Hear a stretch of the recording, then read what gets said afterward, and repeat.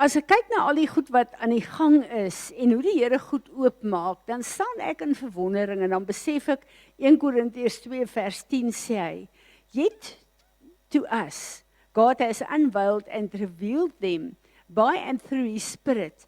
For the Holy Spirit searches diligently, exploring and examining everything, even sounding the profound and bottomless things of God, the divine counsels and things hidden beyond man's scrutiny. En ons besef dat in hierdie tyd is die Here besig om baie openbaringskennis vir ons te gee.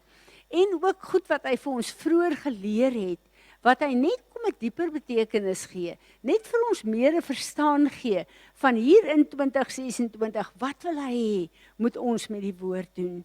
En ek is so bewus van die woord wat ons die begin van die jaar mee begin het, waar die Here gesê het, Fransie, glo jy in my? En ek het dadelik gesê, ek het dit al met julle gedeel, natuurlik glo ek in u. Toe sê hy, maar glo jy my? En toe weet ek, nou moet ek dink wat ek sê. En hy het daar gesê, dat hy in hierdie jaar vir ons goed gaan gee, maar ons moet doen wat hy sê. Dit kan nie net langer woord bly en skrif bly en goed wat ons quoteer nie. Ons moet medewerkers raak met die Heilige Gees van God, om te doen wat hy vir ons sê om te doen, en dan ook dat ons weet, ons is, wat die Here vir ons gesê het die afgelope tyd, die 5de evangelie. Die wêreld lees nie die woord van God nie, maar hulle lees ons. En wat lees hulle in ons lewe? Daardie geweldige verantwoordelikheid wat ons het. Natasha, dankie dat jy so getrou die Torah readings vir ons sit op die groepe. Ek dink dit is so belangrik. Die Here sê in Deuteronomium 29:29, the secret things belong unto the Lord our God, but the things which are revealed belong to us and our children forever, that we might do all of these words of His law. Help ons niks om die woord te lees en dit te ken nie, en te roem dat ons die woord ken nie. Ons moet dit doen. Dis hoekom hy sê, Shema, O Israel. Hear, listen and do what I'm saying. Dat ons sy woord sal gehoorsaam op 'n praktiese manier.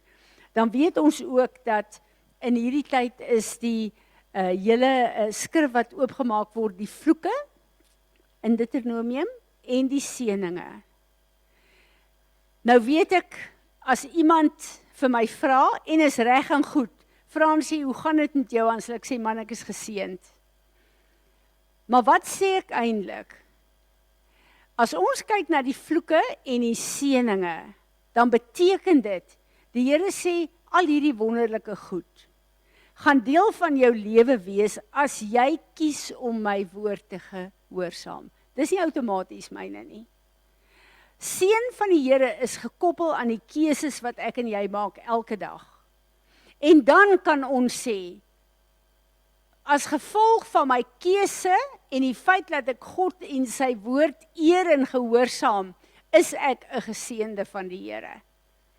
En dan weer ook dieselfde met as ons nie gehoorsaam aan sy woord is nie, dan sê die woord vir ons, al hierdie vloeke gaan op julle kom.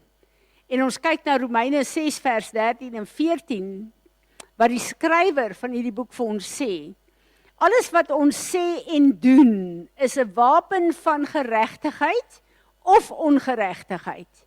Moet dan nie julle ledemate gee vir die duiwel nie. So ek en jy het 'n keuse. Hoe lyk ons lewe? En ek dink die Here is besig, en ek gaan nou na Esegiel toe gaan, waar hy vir ons ook met die winde geleer het, dat God se teenwoordigheid in ons lewe so sigbaar moet wees in hierdie tyd waarin ons lewe. En hy kom en hy sê in Deuteronomium 30 vers 19 en 20, I call heaven and earth to witness this day against you, that I have set before you life and death, blessings and curses. Therefore choose life, that you and your descendants may live and may love the Lord your God, obey His voice and cling to Him. For he is your life and the length of your days, that you may dwell in the land which the Lord swore to give to your fathers, to Abraham, Isaac and Jacob.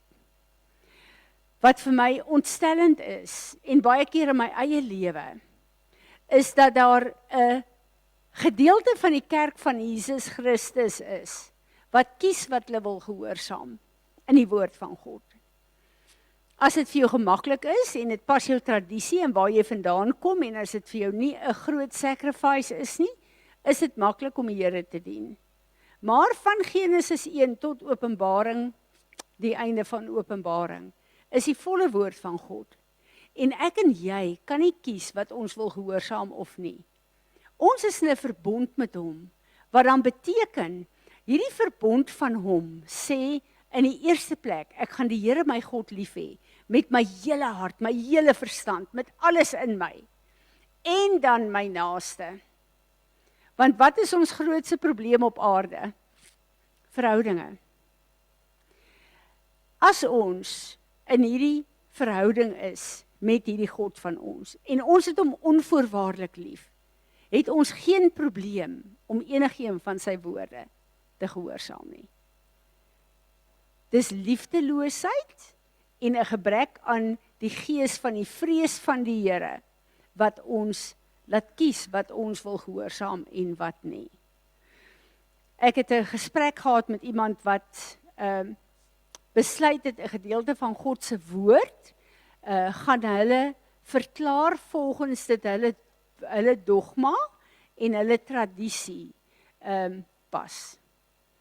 En ek sit en ek dink daaraan, ek besef dat rebellie teen God se woord, 1 Samuel 15 vers 23, is witchcraft. Ons maak dadelik witchcraft oor ons oop. Maar ek besef ook daar met 'n hartseer terwyl ek dink en bid vir hierdie persoon. Hierdie persoon kom eintlik en hy sê vir die Here, ek wil nie u woord hier gehoorsaam nie, u moet u self kom onderwerp aan die manier en die persepsie wat ek wil lewe hier. En ek besef hoe arrogant is dit net nie. En dit het my laat skrik vir my eie lewe. Waar is daai plekke in my lewe waar ek wetend of onwetend tradisie of ons sosiale interaksies se mening volg, waar ek nie suiwer die woord van God volg nie. En dan wonder ons, hoekom raak sekere goed in ons lewe die mekaar? Maar ek en jy kies dan om onder God se covering uit te gaan. En ek het met die donderdag groep gesê, as ons kyk na die Israeliete, toe God hulle uit die Egipte uitgehaal het en deur die woestyn gevat het, weet ons dat die vuur in die nag was hulle beskerming. En daai vuur het vir hulle hitte gegee in uiterste toestande in die woestyn. En as een van daai Israeliete besluit het om daar te gaan loop, weg van die vuur af, kan hy verkleim. Maar dieselfde in die dag, as hy onder God se wolk uitgaan, uit keuse, kan hy sy lewe verloor. En so is dit met my en jou geestelik ook vandag. Wat kies ons? Is ons onder die Here se beskerming? Of wil ons eie paaie loop? Want Jesus, ons Heer en Meester, het gekom en hy is die weg. Hy is die pad wat hy gemaak het. Na die waarheid toe, na lewe in oorvloed toe. Ons kan nie 'n ander pad stap nie. En ons kan nie kies wat ons wil gehoorsaam en wat ons nie wil gehoorsaam nie. Dis my nou so interessant, ek mis ons worship span, maar ek praat gewoonlik nie met hulle nie, tensy die Here vir my sê, ek vertrou die Here dat hulle sal hoor wat ons moet sing. En in my lees, ek begin altyd so klaar as die Bybel weer van vooraf lees, is ek toe by Esegiel 1. En dit is my so interessant dat ons sing vanoggend, These are the days of Elijah. En ek besef die Here het 'n woord vir ons. So ek wil vir ons hier lees. Now when I was in my 30th year, in the 4th month, in the 5th day of the month, as I was in the midst of captivity beside the river Chebar in Babylonia, the heavens were opened and I saw visions of God. On the 5th day of the month, which was the 5th year of King Jehoiakim's captivity, the word of the Lord came expressly to Ezekiel, the son of Buki, in the land of the Chaldeans by the river Kibar. And the hand of the Lord was there upon him. Wat vir my so wonderlik hiervan is baie keer dan weet ek en jy, ons is op 'n plek waar ons 'n bietjie in 'n tronk is. Of dit deur ons eie toedoen is, of dit iets is wat in ons land aangaan, of dit iets is wat in die kultuur aangaan, dan weet ons is eintlik in gevangenskap. Maar daar is geen plek waar die woord van God gebind kan word in ons lewe nie. Daar's geen plek waar die Heilige Gees van God in ons gestop kan word nie. 1 Timoteus 7 sê, dat die woord van God kan nie in kettinge gesit word nie, want dis Jesus, ons Here en ons Meester. Die Heilige Gees van God, wat ek en jy binne in ons het, daar's nie 'n klein of 'n groot Heilige Gees nie, dis die Heilige Gees van ons God. En maak nie saak waar ons is nie, hy is teenwoordig in ons. Hy bly dieselfde God gister, vandag tot in alle ewigheid. En die belangrikste naam wat hy homself openbaar het aan Moses is I am who I am. Wat beteken dit?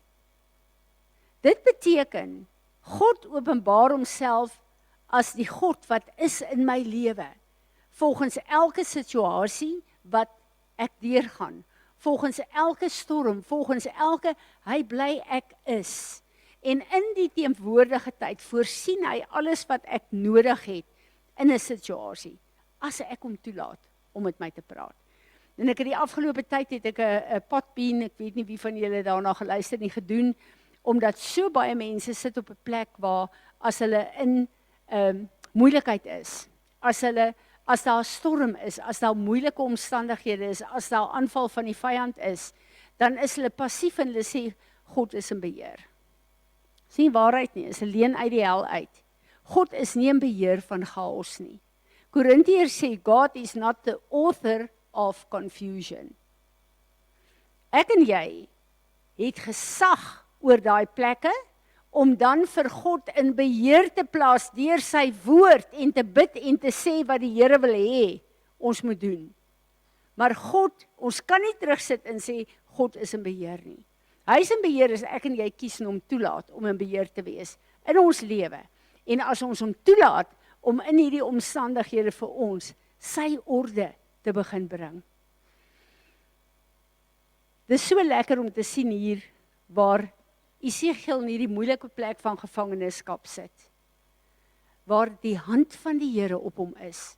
Want daar's niks en niemand wat vir my en jou kan afsny van die Heilige Gees van God wat in ons is. Ons het vrye toegang, want Jesus is die deur wat oopgemaak is om ons te verbind aan ons Vader se huis en in die koninkryk van God. As I looked, behold, a stormy wind came out of the north, and a great cloud with a fire enveloping it and flashing continually. A brightness was about it, and out of the midst of it there seems to glow amber, metal, and out of the midst of the fire. En ek besef, ons het hier te doen met God se troonkamer. Ons het laasweek 'n bietjie gaan kyk na die winde van God. Het julle gesien, ek het vir julle 'n gebedskaart ook gesit wat vir my nogal oulik is. Skielik sien ek nou oral die goed van die winde van God, omdat dit 'n kragtige wapen is wat God wil hê ons moet begin gebruik. Maar hierdie teenwoordigheid van God, daar was 'n stormwind wat uit die noorde uitgekom het. En ons het laasweek geleer uit die skrifte wat ons deurgegaan het, uit die noorde uitkom God se manifesterende teenwoordigheid in ons lewe. En as ek kyk na hierdie hele visioen wat Esegiel gehad het, dan besef ek dat hy het gestaan op 'n plek waar hy die noordewind as 'n stormwind ook ervaar het. Want die skrifte wat ons laasweek deurgegaan het sê dat op daai noordewind ry God. En dit is hoe hy ook dan in ons lewe inkom, maar ons het gesag oor daai winde om te profeteer daarvoor. En dit het my laat dink aan die geboorte van die kerk. In die boek van Handelinge. Wat het gebeur? 'n stormwind, rukwind het gewaai. En dieselfde as wat hier staan, dadelik het daar 4 gekom en op elkeen se kop gaan sit. En dit was die geboorte fisies van die kerk van Handelinge gewees. Wat vir my wonderlik is dat as ons kyk na die kerk van Handelinge met die vuur van God en wat ons sien ook in die kerk van Handelinge, hoe God hulle die winde laat gebruik het. My oë was net toe vir dit nog altyd. Maar daai wind van God is the Spirit of God. Wat dan nou die 4 lewende wese wat in God se troonkamer is, ook verteenwoordig wat die 4 uithoeke van creation is, nê. En in die middel van dit is God se altaar met die brandende kole. En dis van waar die Here vir Jesaja 'n engel gestuur het en gesê het, gaan raak sy lippe aan, dat hy geheilig en gereinig kan word. Ek en jy het daai voorreg om in God se teenwoordigheid te staan en hierdie wesens wat heilig is, wat die heeltyd uitroep, heilig, heilig, heilig. En een van die rabbies het ek eendag gelees sê, dat hulle tot in alle ewigheid heilig, heilig, heilig uitroep. Want soos wat hulle draai, sien hulle 'n ander faset van God se heiligheid. En dan staan hulle net en sê, heilig. En as hulle klaar is in 'n draai, heilig. Want ons God is oneindig groot. And out of the midst of it came the likeness of 4 living creatures or cherubim. And this was their appearance. They had the likeness of a man, but each one had 4 faces. And each one had 4 wings. And their legs were straight legs, and the sole of their feet was like the sole of a calf's foot. And they sparkled like burnished bronze. And they had the hands of a man under their wings on their 4 sides. And the 4 of them had their faces and their wings. Thus, their wings touched one another. They turned not when they went, but went everyone straight forward. As for the likeness of their faces, each had the face of a man in front. Hierdie was my interessant. Ek weet nie of julle dit agtergekom het nie. Ek het altyd die 4 wesens van God gesien as die 4 enkelwesens. En dis nie waarheid nie, hoor hier wat staan daar. They each had the face of a man in front, and each had the face of a lion on the right side, and the face of an ox on the left side. The 4 also had the face of an eagle of the back of their heads. Such were their faces, and their wings were stretched out upward. Each creature had 4 wings, and the wings of each one touching the adjacent wing of the creatures on every side. And the remaining 2 wings of each creature covered its body. And they went everyone straight forward. Wherever the Spirit would go, they went, and they turned not when they went. In the midst of the living creatures, there was that what looked like a burning coals of fire, like torches moving to and fro among the living creatures. The fire was bright, and out of the fire went forth lightning. As ek daarna kyk, en ek kyk na hierdie lewende wesens, wat die wind verteenwoordig, wat ook dan een van die Hebrew root words is engele. En dit bring my by daai skrif in Hebreërs waar die Here sê, dat hy die engele geskape as ministering angels wat soos weerlig gestuur word om ons te kom help. En dan besef ek, dit vind plaas hier by daai altaar wat die brandende kole is, wat die intersessie is van God se intercessors. En dit is waar hulle uitgestuur word om dit wat ons bid, hoe God dit vir ons beantwoord.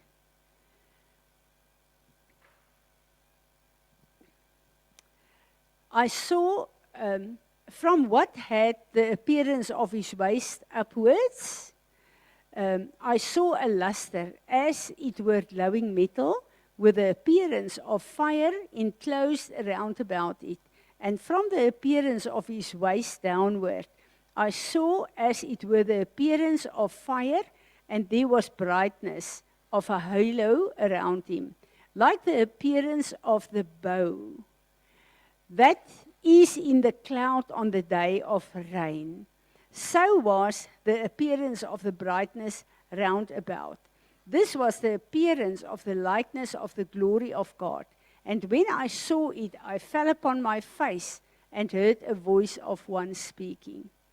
Hierdie boog van God, wat is dit? Dis sy covenant met ons. Dis God se verbond met ons. En God se verbond met ons word geantwoord vanuit sy troonkamer en met die engele wat hy daar het om ons te bedien. En as ons kyk na Esegiel 1 vers 4, dan staan daar, a whirlwind came out of the north, a great cloud and fire enfolding itself, and brightness was about it, and out of the midst thereof was the color of amber, and out of the midst was fire. En ons weet, ons God is 'n verterende vuur, wat wonderlik is. Ek wil vir julle lees hierdie skrif oor die wind en die engele. Die woord is ruach, 7306, wind that resembles the breath, that is a sensible or even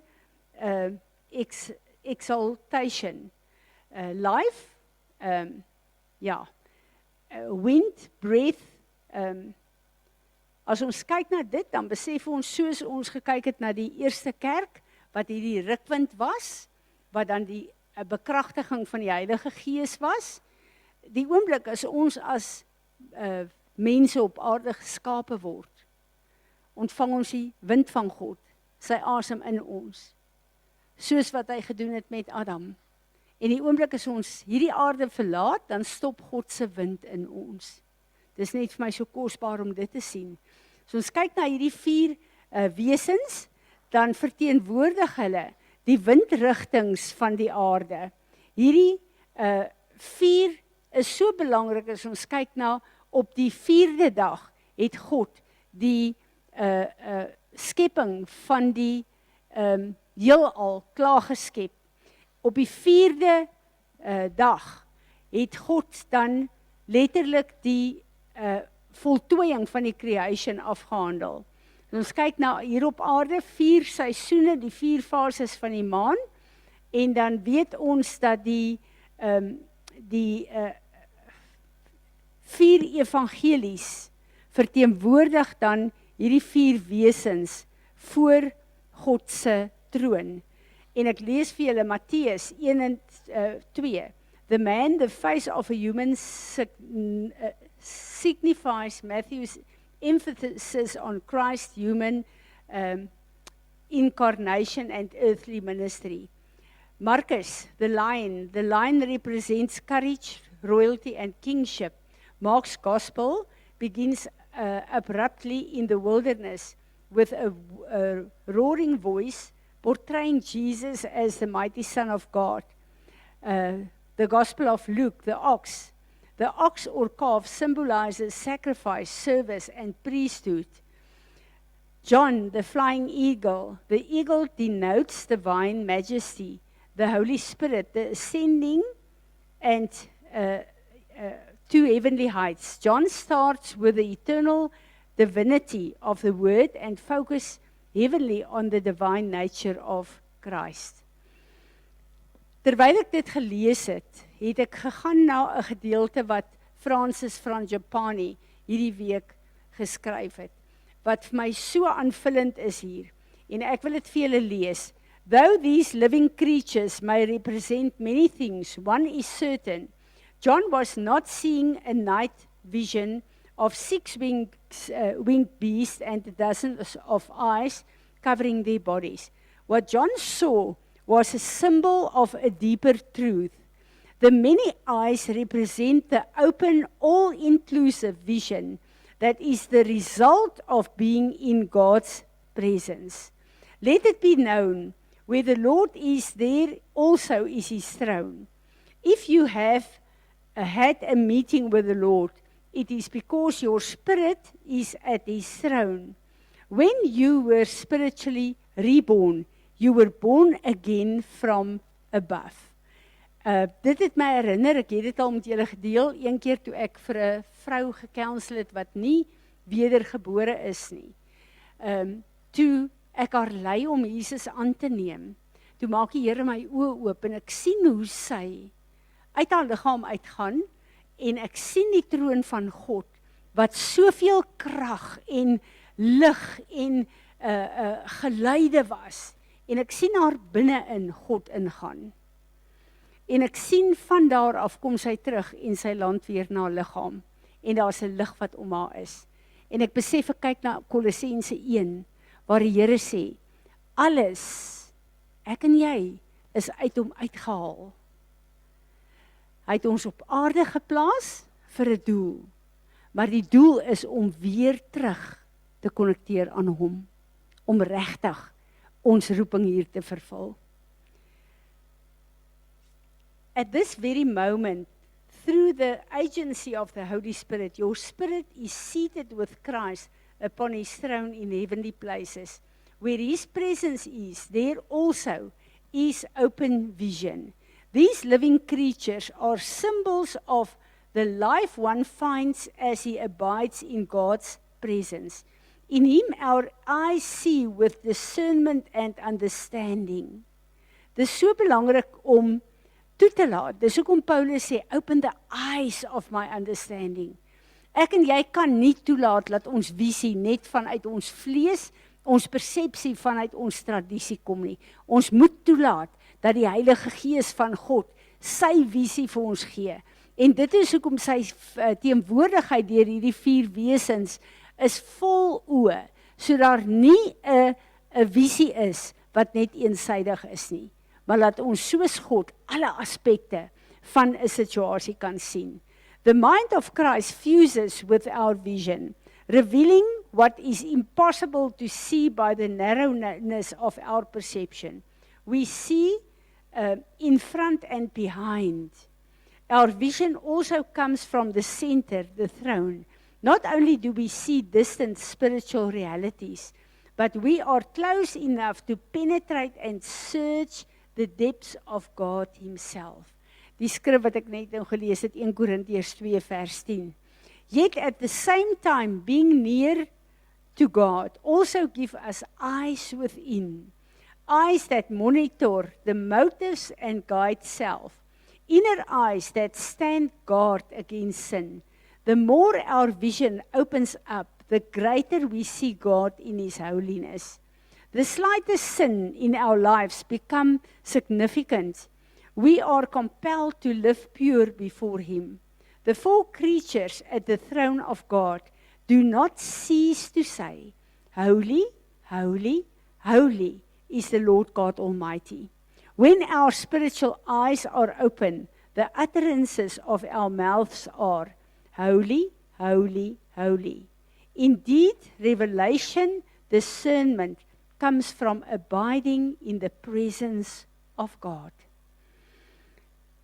En 'n deurlopende, kragtige woord wat die Here jare lank vir ons sê, is ek en jy kan nie lewe vanuit 'n plek waar ons in hom en in sy woord is nie. Want op daai plek ontsluit hy daai onverganklike saad wat met ons wedergeboorte in ons gekom het, die wysheid, die insig, die verstaan, die onderskeiding wat ons nodig het in elke situasie. En dan eers kry ons sy visie en kan ons op 'n plek staan waar ons sê, Jeremia 19 vers 15 vers 19, Here, hier is my mond, gebruik dit as u mondstuk. Amen. Vader, wanneer ons voor u buig in aanbidding in hierdie oggend, is ons so bewus van die feit dat ons in die Gees sit, aan die regterkant, in Jesus Christus, ons Heer en Meester. Leer ons om vanuit u heiligheid te leef hier op aarde. U weet, Here, sonder u kan ons dit nie doen nie. Ons het u so nodig. En daarom wil ons kom en vra, Here, alle oogklappe wat ons visie eensydig maak, wat ons visie blur, kom haal dit af en vernietig dit. En ek wil vanoggend kom, Here, in Openbaring 3 sê u, kom koop van my hierdie oogsalf, sodat julle oë kan oopgaan en julle kan sien, soos wat ek wil hê julle moet sien. Here Jesus, ons het so 'n rykdom van u woord, 'n rykdom van u genade. Leer ons om in en deur dit te leef. Amen. Amen. Enige een van julle wat 'n woord het.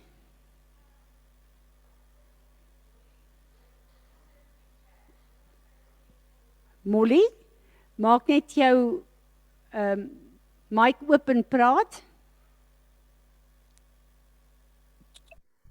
Hi mama, hallo almal. Ek wil net kyk of ek die boodskap kan sien terwyl mama gelees het. Toe ervaar ek die Here gee vir my die volgende profetiese woord vir Perez, maar ek vra Here, as daar enigiets is wat van my af is, wat nie van u af is nie, vra ek dit asseblief, die woorde sal vernietig met u vuur, dat niks tot stand sal kom wat nie uit u hart uitkom nie. En ek hoor toe die Here sê, I have gathered all the intercession and all the cries of my people, and it has filled the required measure. That is why I'm allowing you to make use of the winds, which will allow for an outpouring of my spirit like you have not seen before or heard of before. I'm leveling Perez to the ground, and I'm rebuilding something spectacular, something royal, and my DNA and my markings will be part of its genetic code. Nothing will ever be able to remove it. A mandate that has not yet been released on earth will be woven into Perez. I have called you by name. You will carry my name. You will revere my holy name. You will never be the same again. Something will be implanted in you to guide your way in a miraculous way. The time, excuse julle. The time,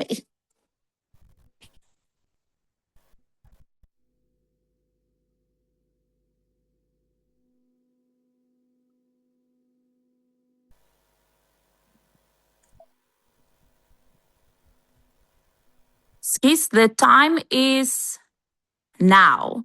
En dan gee hy vir my Deuteronomium 23 vers 14. For the Lord your God moves about in your camp to protect you and to deliver your enemies to you.